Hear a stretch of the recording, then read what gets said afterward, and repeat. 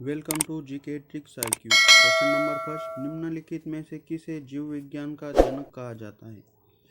Option number B, अरस्तु को जीव विज्ञान का जनक कहा जाता है। अरस्तु एक यूनानी दार्शनिक थे। वे प्लेटो के शिष्य और सिकंदर के गुरु थे। उनका जन्म स्टेगिरिया नामक नगर में हुआ था।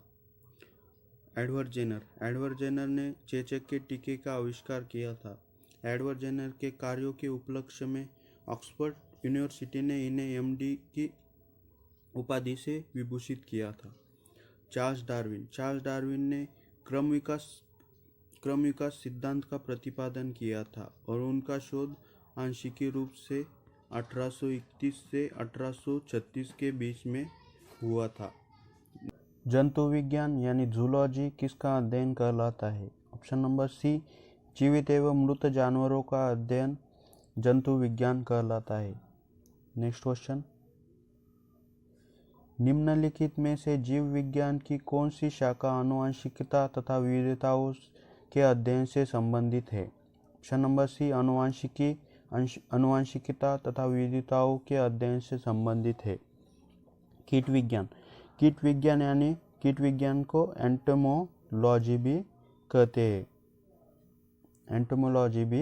हैं। नेक्स्ट क्वेश्चन, निम्नलिखित में से किसे औषधि विज्ञान का जनक माना जाता है? ऑप्शन नंबर बी, हिप्पोक्रेटस को औषधि विज्ञान का जनक कहा जाता है। हेकेल ने जीवित प्राणियों के वर्गीकरण में योगदान दिया था। जीवाश्म यानी फॉसिल के अध्ययन को क्या कहते हैं? ऑप्शन नंबर डी, जीवाश्म विज्ञान या पैलेंटोलॉजी भी कहते हैं। मानव विज्ञान यानी एंथ्रोपोलॉजी का मतलब होता है मनुष्य का अध्ययन। नेक्स्ट क्वेश्चन, मृदा से संबंधित विज्ञान क्या कहलाता है? मृदा से संबंधित विज्ञान मृदा विज्ञान कहलाता है। परिस्थितिकी जीव विज्ञान की एक शाखा है जिसमें जीव समुदाय को उसके वातावरण के साथ पारस्परिक संबंधों के अध्ययन करते हैं। परिस्थितिकी यानी एनवायरमेंटल बायोलॉजी भी कहते हैं। परिस्थितिकी को एनवायरमेंटल बायोलॉजी भी कहते हैं। भारतीय परिस्थितिकी के जनक किसे कहा जाता है? रामदेव मिश्रा को भारतीय परिस्थिति के जनक कहा जाता है।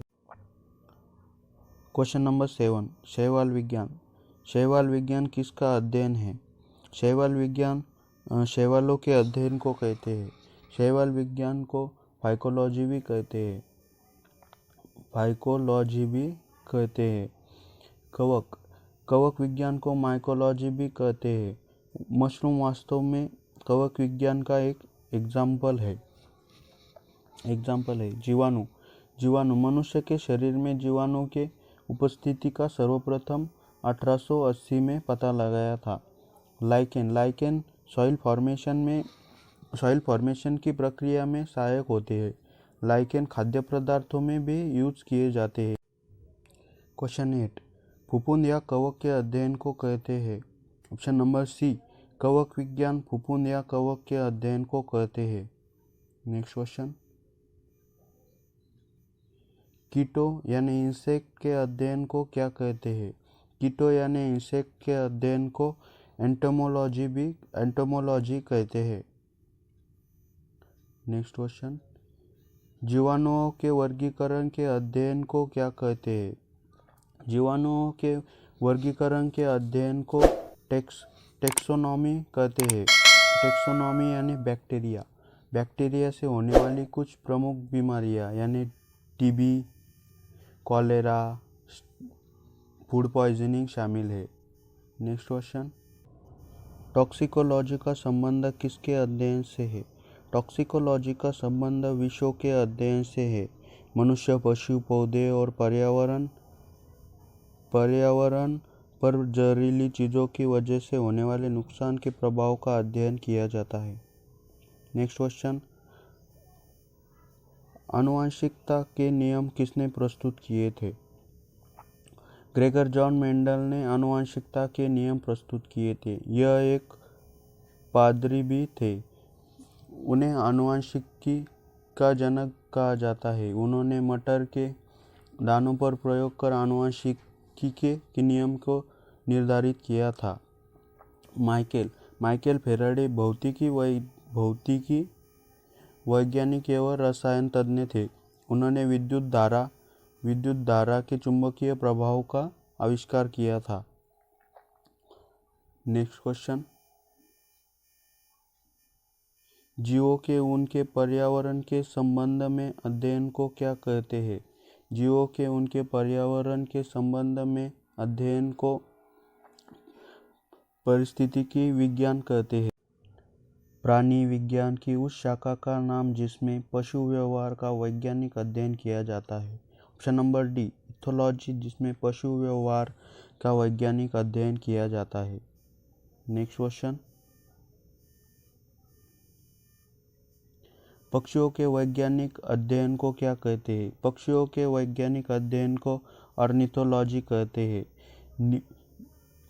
निम्नोलॉजी यानी झीलों के अध्ययन को लिम्नोलॉजी कहते हैं।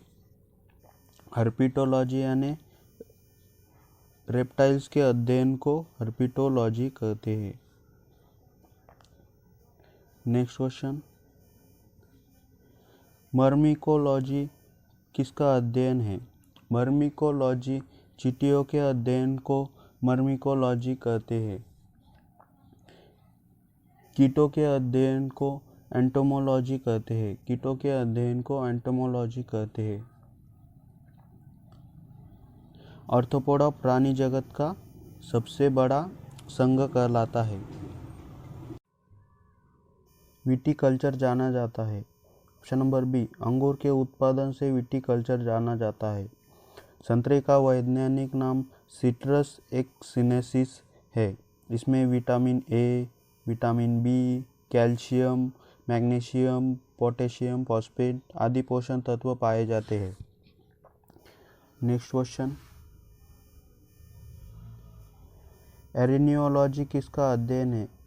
ऑप्शन नंबर बी, मकड़ों के अध्ययन को एरिनियोलॉजी कहा जाता है। मक्खी पालन, मधुमक्खी पालन के अध्ययन को एपीकल्चर कहा जाता है। मधुमक्खियों के प्रजनन एवं प्रबंधक को क्या कहते हैं? मधुमक्खियों के प्रजनन एवं प्रबंधक को एपीकल्चर कहते हैं। सेरीकल्चर यानी रेशम बनाने वाले कीटों के पालन को सेरीकल्चर कहते हैं। सिविकल्चर के अंतर्गत वनों की दशा एवं स्थिति एवं विभिन्न उद्देश्यों की पूर्ति के लिए संवारना एवं बेहतर करने के बारे में अध्ययन को सिविकल्चर कहते हैं। पिसीकल्चर यानी मछली पालन के अध्ययन को पिसीकल्चर कहा जाता है। नेक्स्ट क्वेश्चन, ऑन्कोलॉजी किसका अध्ययन है? Oncology, option number B, cancer के अध्ययन को ऑन्कोलॉजी कहा जाता है। नेक्स्ट क्वेश्चन, रक्त में एंटीबॉडी एवं एंटीजन के अध्ययन को क्या कहते हैं? रक्त में एंटीबॉडी एवं एंटीजन के अध्ययन को सीरोलॉजी कहते हैं। नेक्स्ट क्वेश्चन, तितलियों का अध्ययन कहलाता है। तितलियों का अध्ययन लेपिडेटेरियोलॉजी कहलाता है। नेक्स्ट क्वेश्चन, मछलियों से संबंधित अध्ययन कहलाता है। मछलियों से संबंधित अध्ययन इक्तियोलॉजी कहलाता है। नेक्स्ट क्वेश्चन, सर्मिपोलॉजी में किसका अध्ययन होता है? सर्मिपोलॉजी में बीजों का अध्ययन होता है। सर्मिपोलॉजी में बीजों का अध्ययन होता है। नेक्स्ट क्वेश्चन, फलों का अध्ययन कहलाता है। फलों के अध्ययन को पोमोलॉजी कहते हैं। फलों के अध्ययन को पोमोलॉजी कहते हैं। अगर आप इस चैनल पर नए हैं तो प्लीज़ सब्सक्राइब कीजिए ताकि आने वाली वीडियो की नोटिफिकेशन आपको मिलती रहे।